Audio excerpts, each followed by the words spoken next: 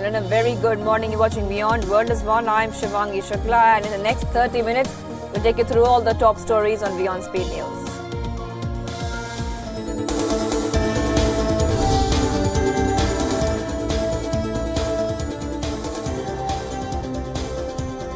In Baghuz, the US-backed Syrian and democratic fighters advanced on two fronts as Islamic State terrorists used snipers and booby traps to slow the push.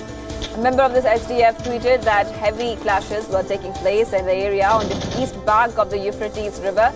Video released by the Kurdish People's Protection Unit (YPG) shows smoke rising from the last Islamic State group enclave in Baghuz, while SDF fighters fire their weapons from just outside the village. SDF said that an active ground force is advancing into IS-held territories.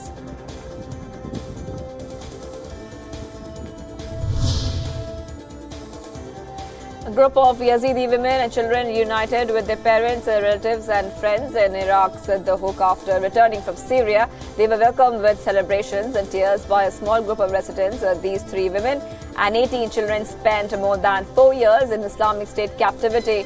Kurdistan Regional Government Office, which helps return missing Yazidis, confirmed the group's return. In the last 4 years, the Islamic State militants shot, beheaded, burned alive or kidnapped more than, in fact, 9,000 members of the minority religion.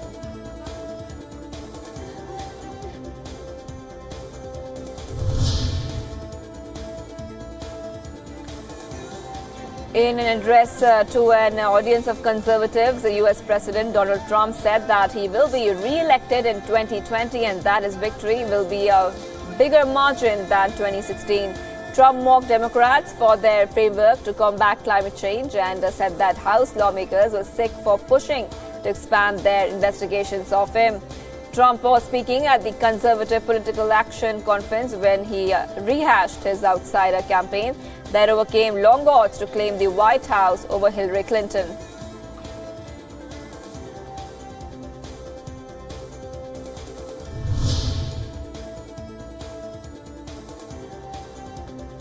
Speaking about the Mueller probe, Trump said that the House was waiting for a report from people who weren't elected.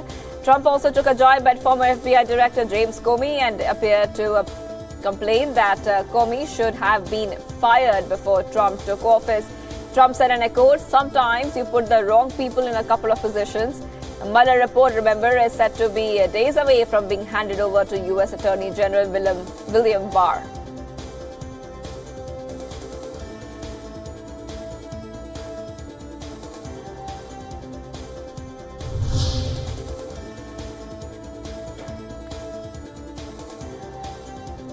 Former U.S. Vice President Joe Biden took part in a forum hosted by former Nebraska Senator and Defense Secretary Chuck Hagel. Biden outlined his views on foreign policy amid speculations that he is very close to deciding whether to make a 2020 White House bid and will run only if he thinks he can win the Democratic Party's nomination. Opinion polls show Biden remains popular among the electorate.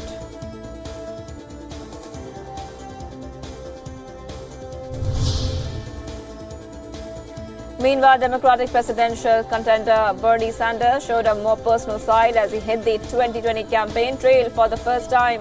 Speaking at a rally in Brooklyn, Sanders described the struggles of his working class youth and how it helped shape his progressive politics.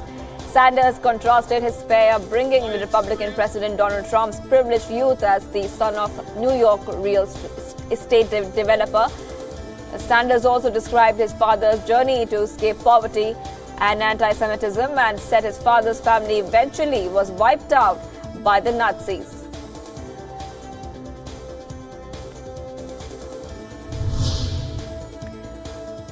A pilot died after his small plane crashed into a building in Fort Lauderdale, Florida. The banner plane, painted a bright yellow, crashed into a high-rise and then fell directly onto a partially constructed outdoor pool deck several floors below. The impact left a hole in the side of the building. There were no other injuries and the residents in the building were told to evacuate the premises. There's no word on what caused the plane to fly into the buildings.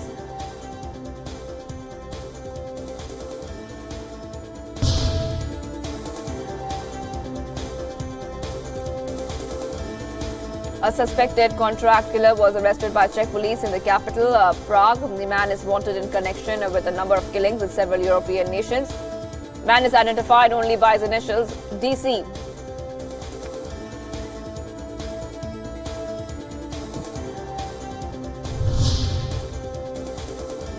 French Yellow Vest protesters gathered on the Champs-Élysées in Paris for the 16th weekend of demonstrations. About 5,000 protesters gathered as a march was planned through the well-off western neighborhood of the capital.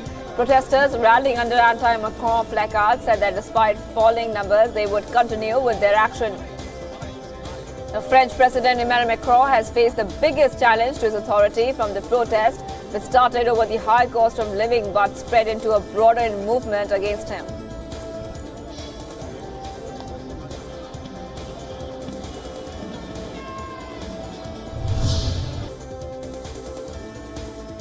An Yazidi opposition blogger was released after he served 2 years in prison in a case condemned by the human rights activist Mehman Husneinov, who posted critical articles about corruption in the ex-Soviet country, was jailed in January 2017. After being released, Husneinov said that he will continue to serve free media. Husneinov faces new criminal charges of allegedly attacking a prison officer in December and could face up to 7 more years in prison if convicted. The West has criticized Azerbaijan for what it calls intimidation and repression aimed at the opposition.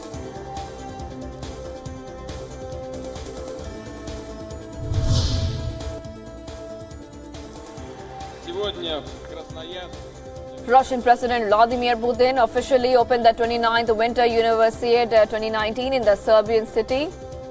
Putin welcomed thousands of athletes and spectators at the ceremony, which was held in the Platinumized Arena. Student athletes between the age of 17 and 25 will compete in 11 sports over 11 days. Sporting event is organized by the International University Sports Federation. Athletes will be competing in alpine skiing, bandy, biathlon, cross-country skiing, curling, figure skating, to name a few.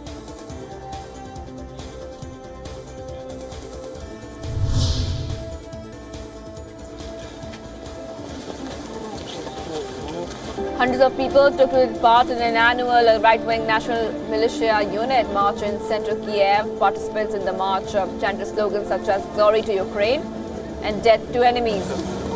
The participants were members of the Azov group established a year ago. According to group leaders, the movement is expected to grow in numbers in coming years.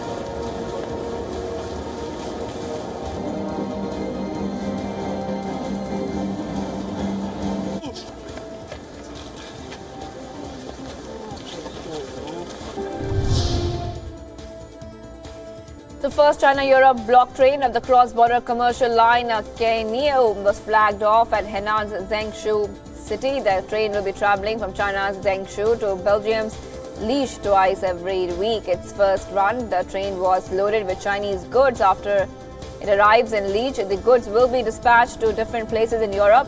The special line will take advantages of paperless electronic customs clearance, marking a significant improvement in efficiency and decrease in cost of goods.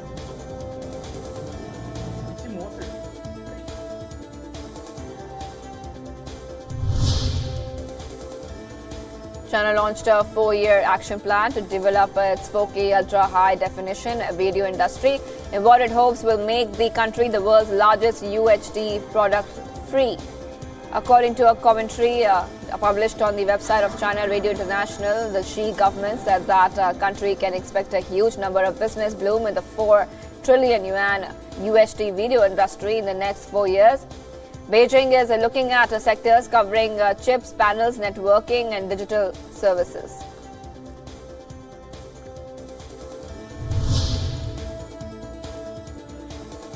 A joint delegation of Consular Corps, Chambers of Commerce members and media from more than 20 countries who visited the Guangdong, Hong Kong, Macau, Greater Bay Area. Delegations had members from the UK, France, Japan, South Korea, Indonesia, Vietnam, Iran, Israel, South Africa and Nigeria among others. Delegation went to Guangdong from Hong Kong by the Vibrant Express high-speed train. Delegation also inspected the Nansha, Guangdong, Hong Kong, Macau Comprehensive Demonstration Cooperation Zone in Guangzhou City, where they experienced self-driving cars and delivery drones.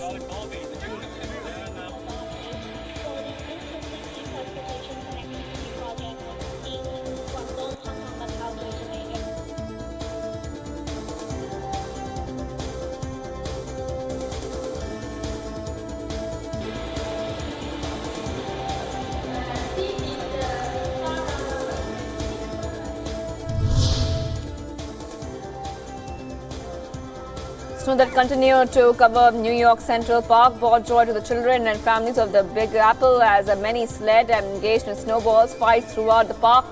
Several large snowmen were built in the park and children with their various shaped and colored sleds took down the hill. While the temperature is not below the freezing point anymore, the snow that accumulated from last week was perfectly packed and providing an extra fast sledding experience this weekend.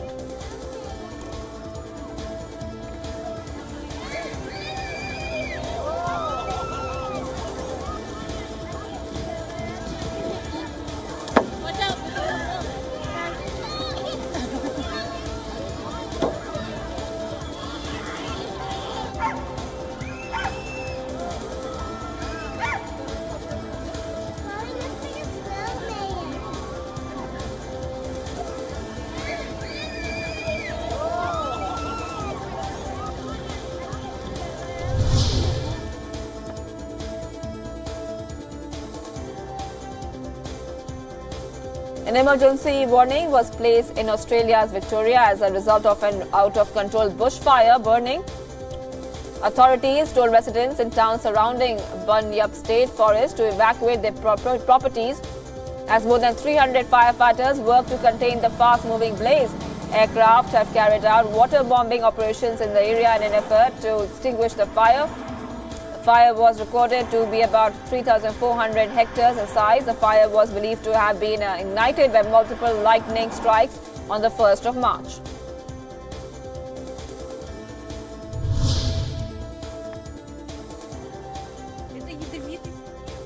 Residents in the Russian town, in fact, posted videos, clips and photographs of social media of green patches of snow and green icicles hanging from the roof, worrying environmentalists worldwide. Now, the residents think green snow was caused by pollution leaks from the local plant, Russian Chrome Chemicals, 1915.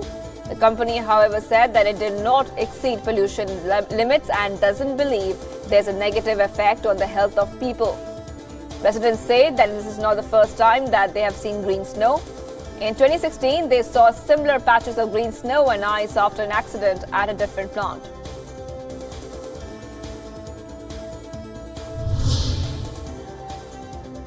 The Rio de Janeiro Carnival has kicked off with its street parties and a revelry, first such celebration since Jair Bolsonaro took office, and experts say that thousands could use the platform to target the far-right president at the street party. Now, some revelers' costumes targeted an early corruption scandal in the Bolsonaro government. A couple wore matching orange shorts and t-shirts with oranges with an orange hat, a nod to so-called orange employees or ghost employees used by politicians to launder money.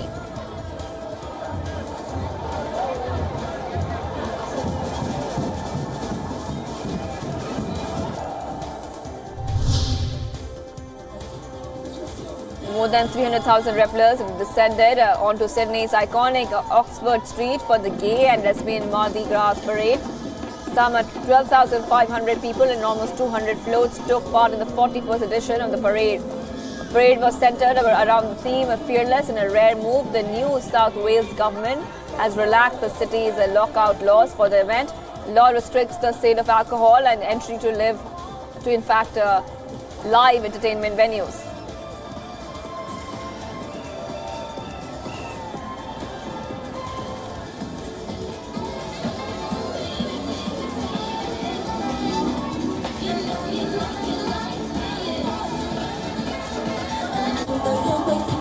Fascism.